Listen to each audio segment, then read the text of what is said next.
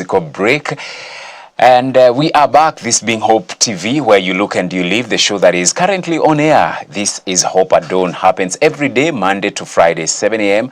to 9 a.m. My name is George Gishuru, Karibu Sana, and we go back to what is being reported in the dailies this morning, looking at the front pages of our dailies this morning, starting off with the Daily Nation.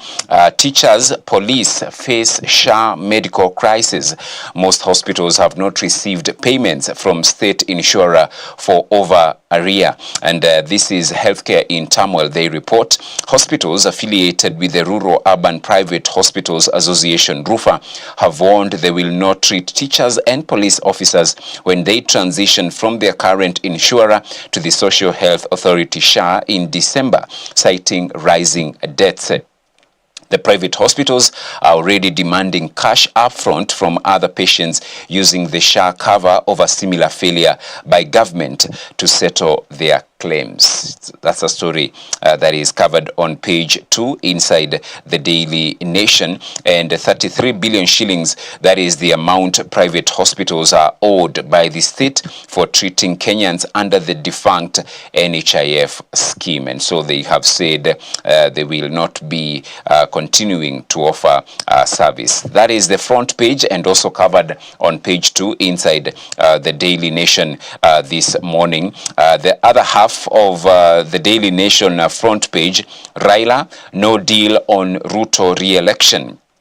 That is the ODM leader dilemma. They report, as ODM marks the 20th anniversary, the party that has been the face of opposition finds itself at a crossroads owing to a partnership agreement with the ruling party and the appointment of 5 members to President Ruto's cabinet. The deal has torn the party into 2 factions, for and against Ruto's re-election, prompting the ODM leader Raila Odinga to declare that his outfit has not resolved to back the incumbent and asking members to cease premature campaigns. It's a story that is also covered on pages 4 and 5 inside the Daily Nation, and a quote here attributed to Raila Odinga, the ODM party leader: "We have not passed any resolution as a party to say how we are going into the elections of 2027. So wherever you are, don't commit the party to some things that have not been discussed." Who told you that ODM will not have a candidate in 2027? Raila asked. All right, so for pages 4 and 5 inside the Daily Nation. Still on the front page, peacekeeping. Ruto decries Kenyan police fighting gangs in Haiti with little aid.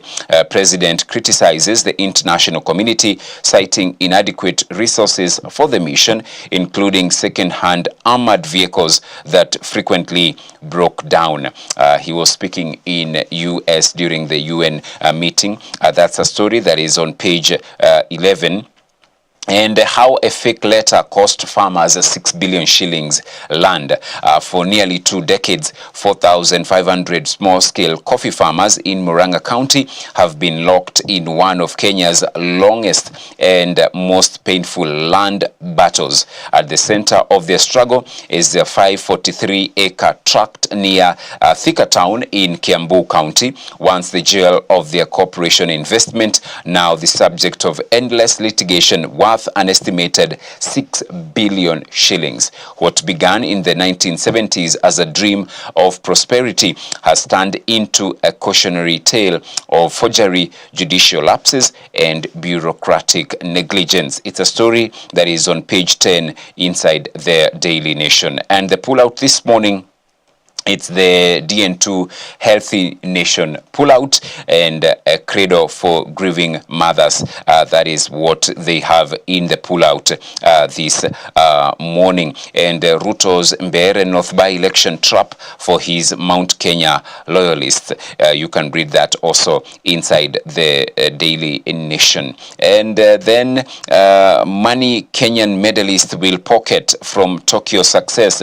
You can read that as as they won gold, but also now how much will they also be coming back home with following their exploits in Tokyo, that is in Japan. And last night it was happening, that is the Ballon d'Or Best Player Awards yesterday, and PSG and France forward Ousmane Dembele is this year's Ballon d'Or winner, edging his closest rival, Spain's and Barca's midfielder Lamine Yamal. So it is Ousmane Dembele, the 2025 Ballon d'Or winner, and hongera to him as well. So from the Nation, let's shift gear to the Standard newspaper and what they are reporting this morning in as far as the various news they are covering this morning is concerned.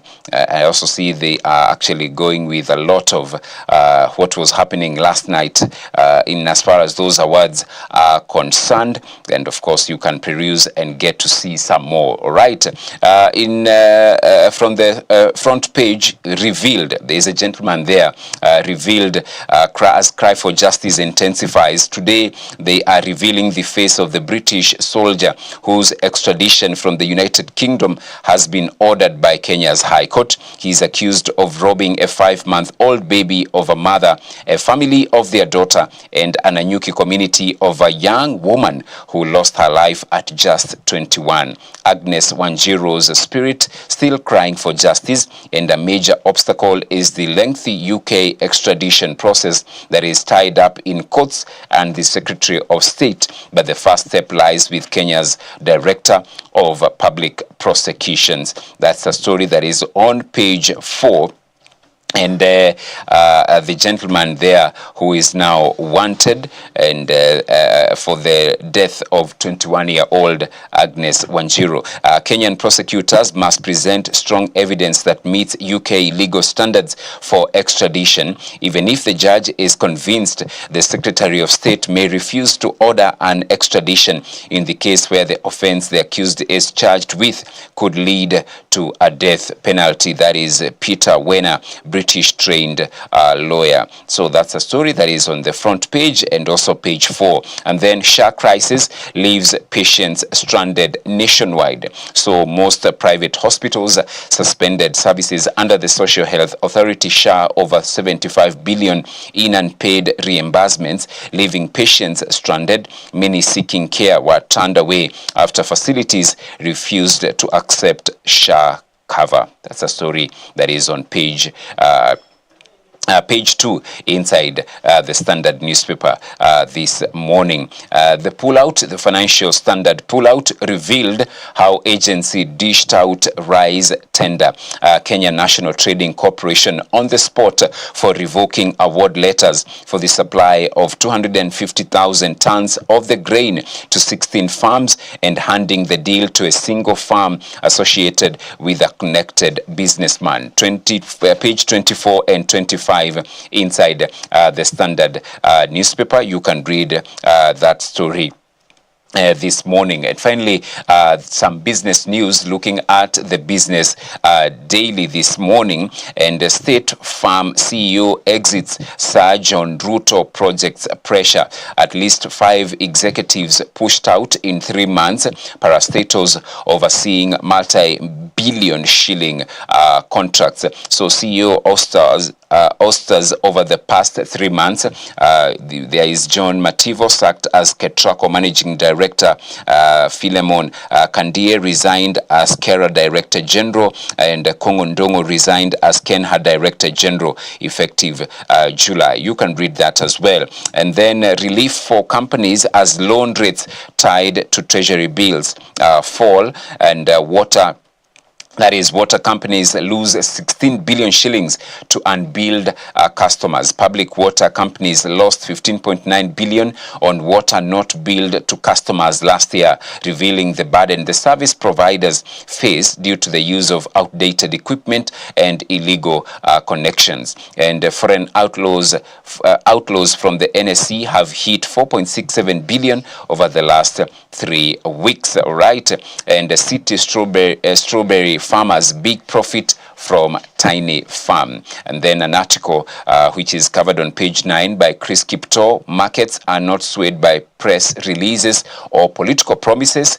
They respond only to credibility and performance. Read more inside the Business Daily, and that is what is covered in the dailies this morning. A lot as always being covered this morning, so you can grab your copy and get to read what is being reported. Also, as believers, it helps us to know how to pray for the nation, pray for the constituency you come from, the county you come from, and also praying for the nation of Kenya. 15 minutes to the top of the hour. Time now to pave way for the video of the day.